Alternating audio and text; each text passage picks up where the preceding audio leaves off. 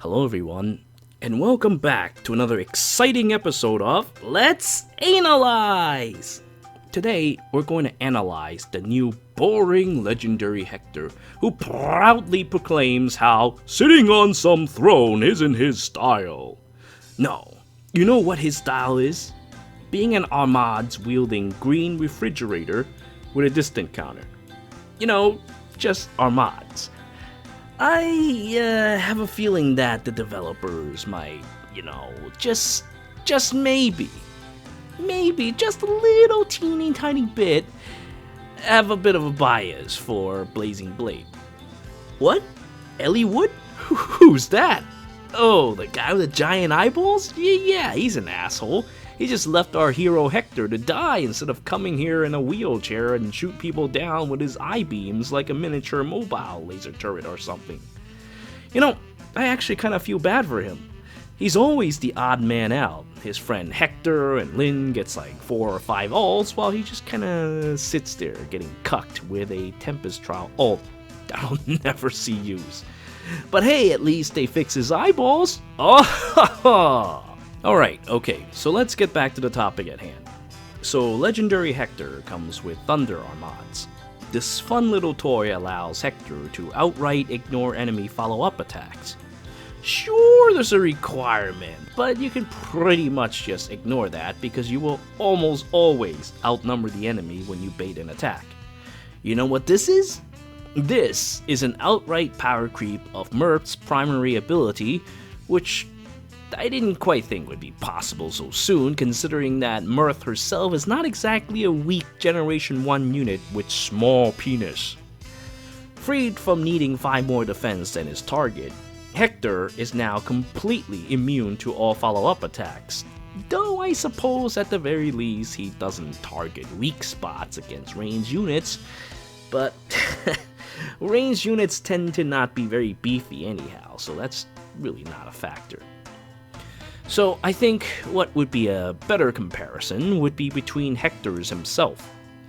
Alright, so let's start with regular Armads first. So the key strength of that thing is twofolds. One is that you get Quick Repulse 2, so you no longer have to use up your seal slot for Quick Repulse. Combined with Bold Fighter, this allows regular Hector to become a dual-face monstrosity who gets to use the unique abilities of his seal slots for some interesting combos, especially as new seals are added into the game.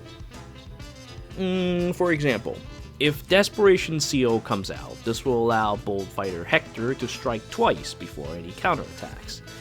Now, any other Bold Fighter Hector could probably do the same thing, but the original will be able to perform in both phases thanks to actually having Quick Repulse on his Armads. This will be especially funny if a dual-phase skill like God becomes a seal. The second unique ability for regular Armads, which is the Wari Fighter and Quick Repulse or Breaker combo, is pretty much the same thing as Thunder Armads unless Legendary Hector is isolated for some reason.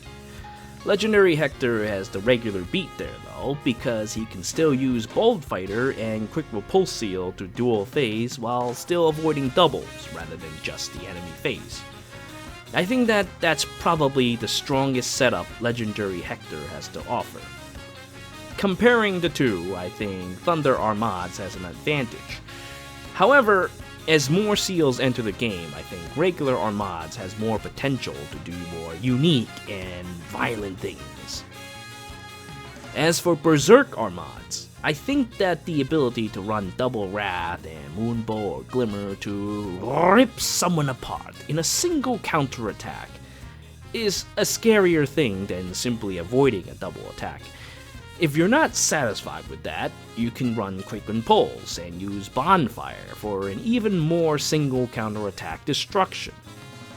Alright, okay, so if you're really unsatisfied, you can throw that distant counter away, slap on a Steady Breath, and then use Ignis to blow their face off. Now, something like that is far more ridiculous than say, oh, you block an attack, but your Quick Repulse doesn't kill the enemy for some reason. And then, oh, Lilina uses Wings of Mercy. well, she will fly in and ass rape you dry like daddy's little girl. I think Berserk Armads has the edge here. Speaking of Lilina, Hector's critical weakness will always be Lilina. Well, I think Legendary Hector will probably have very low speed because of his legendary weapon to give more stats around. He will not have enough resistance to survive in any way, shape, or form. Alright, but enough about Armads. Let's go and talk about his other unique skill, the Ostia's Pulse. Basically, it's pulse tactics, except without the HP requirement, and no doubt locked to Hector due to its name. Although you can't stack it unless you run 2 legendary Hectors, this pulse does open some unique combos involving the other unit types with heavy blade or similar in their breath weapons or seal. Allowing, say, horses to either proc Gale Force without having to suffer a counterattack, or perhaps a powerful attack skill, say, Flying Lobster Riding Peacock Brain Damage Ryoma and his Bushido, allowing him to dish out a powerful Draconic Aura or Dragon Fang if he carries Heavy Blade on his double attack, obliterating just about any unit in the game. Or you can use it for the aforementioned Berserk Armads, allowing the older Hectors to unleash Ignis while still having distant counter equipped. This is an incredibly valuable skill. If it benefits Legendary Hector himself, even more so. I think that this skill is Legendary Hector's saving grace. Green armor is now more common than ever, featuring, say, the 2 Hectors, Grima, Blanino, Christmas Lissa, Christmas Crom, and the ever-sturdy Sheena, all of which are powerful units and have their own very own special reason for being so. Now, if Ostia's Pulse didn't exist, I'd say that the entire unit of Legendary Hector is really just whale bait.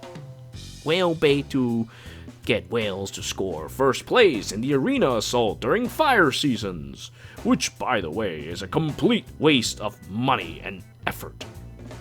If you have half a brain, you'd shoot for top 1,000 and settle for that. Look, I mean, listen, I spent a ton of money in this game, okay? And I still think that there is nothing impressive with spending extra money just to show off in the rankings. No.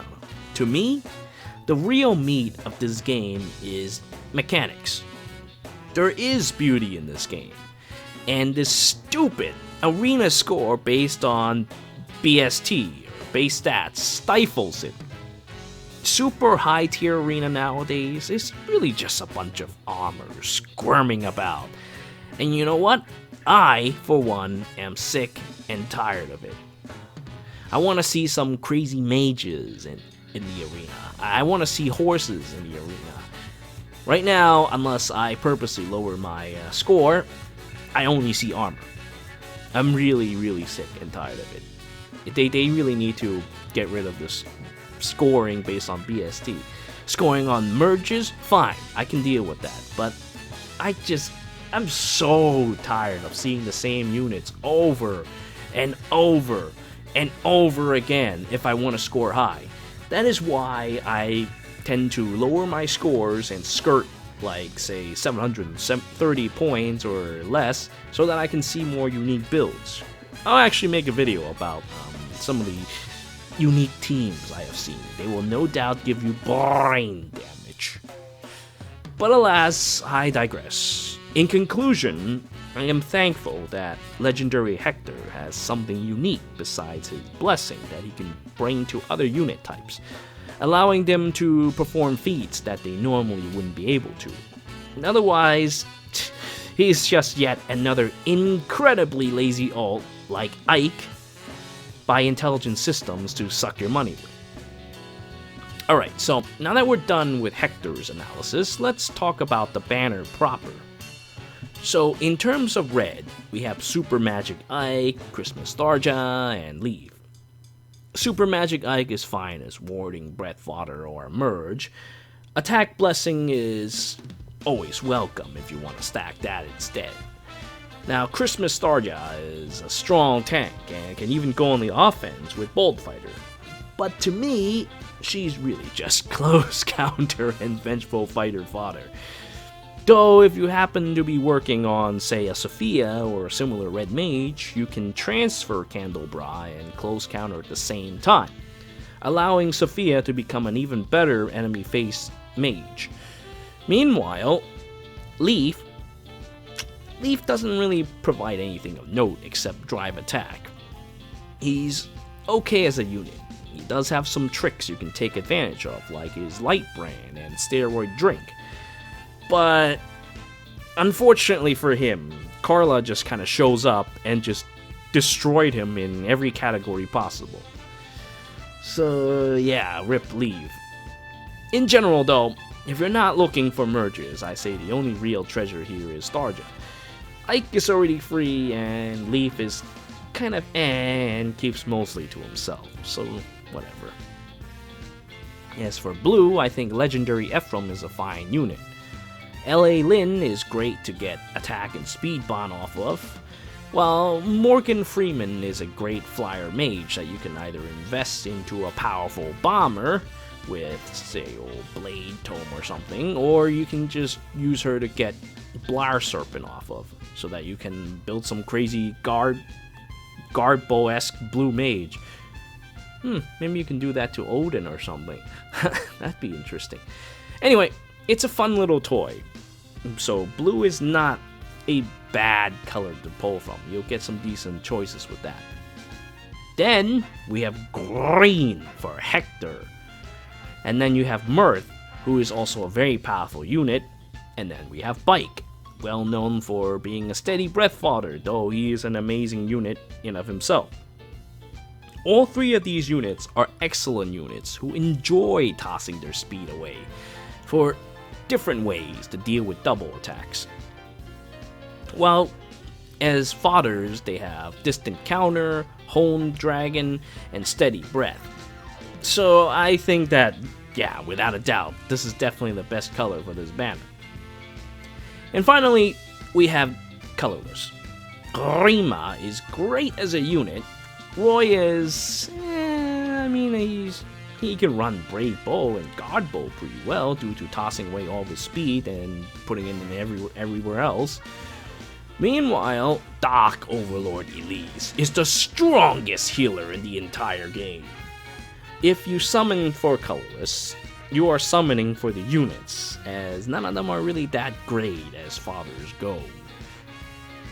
Well, that concludes my analysis for this banner as a whole. I thank you all for watching. Until next time.